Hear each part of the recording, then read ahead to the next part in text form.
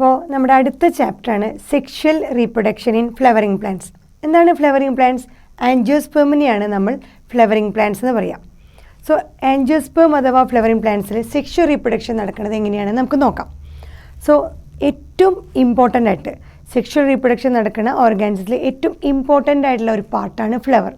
So ഫ്ലവറിന് ഒരുപാട് characteristic features ഉണ്ട്. So vegetative part ഉണ്ട്, റീപ്രൊഡക്റ്റീവ് പാർട്ട് ഉണ്ടെന്ന് പറഞ്ഞു. സോ റീപ്രൊഡക്ഷൻ നടക്കണമെങ്കിൽ അല്ലെങ്കിൽ റീപ്രൊഡക്റ്റീവ് ഫേസ് നമ്മൾ തിരിച്ചറിയുന്നത് തന്നെ ആ ചെടിയിൽ ഒരു ഫ്ലവർ ഉണ്ടാകുമ്പോഴാണ് നമ്മൾ അതിൻ്റെ റീപ്രൊഡക്റ്റീവ് ഫേസിലേക്ക് ആ പ്ലാന്റ് കടന്നു എന്ന് നമ്മൾ അറിയുന്നത് തന്നെ.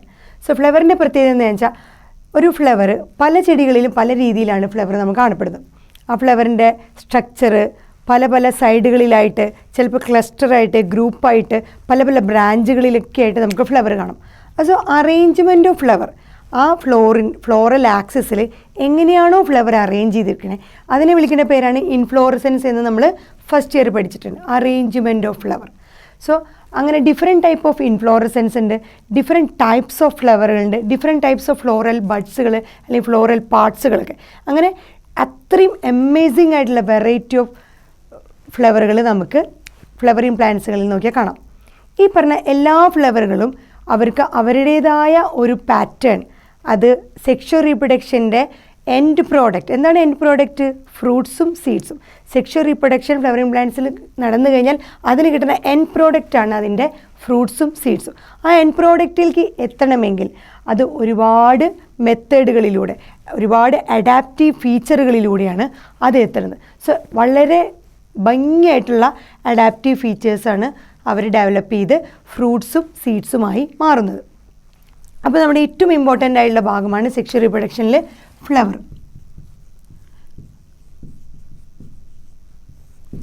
സോ ഫ്ലവർ നോക്കുകയാണെങ്കിൽ നമുക്കറിയാം ഫ്ലവറിനെ നമ്മൾ പല രീതിയിൽ കാണുന്നുണ്ട്. ഫ്ലവർ എന്ന് പറഞ്ഞാൽ ഒരു പെർട്ടിക്കുലർ ഒബ്ജക്റ്റായിട്ട് നമ്മൾ കണക്കാക്കുകയാണെങ്കിൽ എയ്സ്തെറ്റിക്, നമുക്കതിന് ഫ്ലവറിനെ ഒന്ന് കണ്ടാൽ തന്നെ ഉള്ള ഒരു ഭംഗിയായിട്ടുള്ളൊരു സാധനം, നമ്മൾ ഒരുപാട് ബ്യൂട്ടി അതിൻ്റെ എൻജോയ് ചെയ്യുന്നൊരു സാധനം. അപ്പോൾ എയ്സ്തെറ്റിക് വാല്യൂ ഉള്ളതാണ് ഫ്ലവർ. അതുപോലെ നമ്മൾ ഒരുപാട് സ്ഥലങ്ങളിൽ ഡെക്കറേറ്റ് ചെയ്യാൻ, ഓർണമെൻ്റലായിട്ട് ഫ്ലവറിനെ യൂസ് ചെയ്യണം. സോ ഫ്ലവറിന് പല രീതികളിൽ നമ്മൾ ഫ്ലവറിനെ കൺസ്യൂം ചെയ്യണം. എയ്സ്തെറ്റിക് വാല്യൂ ഉണ്ട്, ഓർണമെൻ്റൽ വാല്യൂ ഉണ്ട്, കൾച്ചറൽ വാല്യൂ ഉണ്ട്, അതുപോലെ സോഷ്യൽ വാല്യൂ ഉണ്ട്.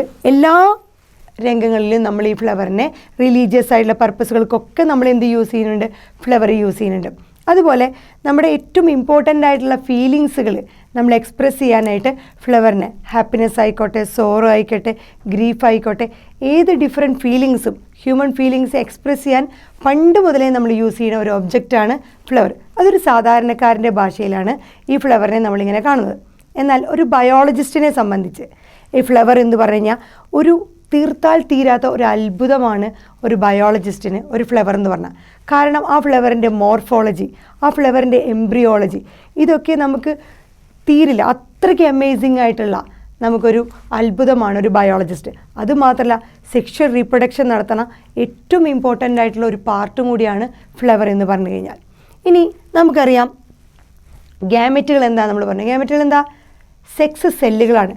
ഈ റീപ്രൊഡക്ഷൻ നടക്കാൻ സഹായിക്കുന്ന സെക്സ് സെല്ലുകളെയാണ് നമ്മൾ ഗാമെറ്റുകൾ എന്ന് പറയാം. അതുപോലെ നമ്മുടെ മെയിൽ ഗാമെറ്റ് പ്രൊഡ്യൂസ് ചെയ്യണത് എന്താണ്? മെയിൽ ഗാമെറ്റ് പോളൻ ഗ്രെയിൻസുകളാണ് നമ്മുടെ മെയിൽ ഗാമെറ്റുകൾ. അത് ഡെവലപ്പ് ചെയ്യുന്നത് ആന്തറിലാണ്. ആന്തർ ഓഫ് എ ഫ്ലവറിലാണ് പോളൻ ഗ്രെയിൻസ് അഥവാ മെയിൽ ഗാമെറ്റ്സ് പ്രൊഡ്യൂസ് ചെയ്യുന്നത്. അതുപോലെ ഫീമെയിൽ ഗാമെറ്റ് ഏതാണ്? നമ്മുടെ ഓവ്യൂളാണ് female gamete. Female gamete produce ചെയ്യുന്നത് ആ ഫ്ലവറിൻ്റെ ഓവറിയിലാണ് ഈ ഓവ്യൂൾ പ്രൊഡ്യൂസ് ചെയ്യുക. നമ്മളൊരു സീഡ് ഉണ്ടാവുന്ന പ്ലാന്റ് എടുത്തു കഴിഞ്ഞാൽ ഈ മെയിൽ ഗാമെറ്റും ഫീമെയിൽ ഗാമെറ്റ് അല്ലെങ്കിൽ മെയിൽ ഫ്ലവർ, ഫീമെയിൽ ഫ്ലവർ, ഇത് രണ്ടും കൂടി ഫ്യൂസ് ചെയ്ത് ഫെർട്ടിലൈസേഷൻ കഴിഞ്ഞ് അതിലൊരു സൈഗോട്ട് ഉണ്ടായി. ആ സൈഗോട്ടിൽ നിന്ന് നെക്സ്റ്റ് ഡെവലപ്മെൻറ്റ്, എംബ്രിയോ ഫോർമേഷൻ, ഇതൊക്കെ നടക്കുന്നത് സീഡ് പ്ലാന്റിലെ സീഡിൻ്റെ ഉള്ളിൽ നിന്നുകൊണ്ട് തന്നെയാണ്. ഇൻസൈഡ് ദ സീഡ് തന്നെയാണ് ഇതിൻ്റെ എല്ലാ സ്റ്റേജുകളും നടക്കുന്നത്. സോ ഫെർട്ടിലൈസേഷൻ കഴിഞ്ഞുള്ള സീഡിൻ്റെ എംബ്രിയോ ഫോർമേഷനും അത് കഴിഞ്ഞ് അത് യങ് പ്ലാന്റ്ലെറ്റ്സ് ആയിട്ട് മാറുന്നതൊക്കെ ഇൻസൈഡ് ദ സീഡ് തന്നെയാണ്. ഇതാണ് ഫ്ലവറിൻ്റെ പ്രത്യേകത. ഇനി ഫ്ലവർ നോക്കിക്കഴിഞ്ഞാൽ നമ്മുടെ നോർമൽ ഒരു പ്ലാന്റിൻ്റെ ഷൂട്ട്, റൂട്ട്, ഡിഫറെൻറ്റ് പാർട്സുകളാണ് ഷൂട്ട്, റൂട്ട്.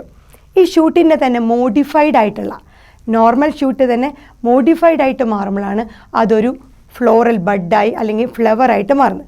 സോ ഫ്ലവറിനെ നമുക്ക് പറയാം മോഡിഫൈഡ് ഷൂട്ടാണ്. സോ ഫ്ലവർ എന്ന് പറഞ്ഞാൽ it is A modified shoot. It is A modified shoot.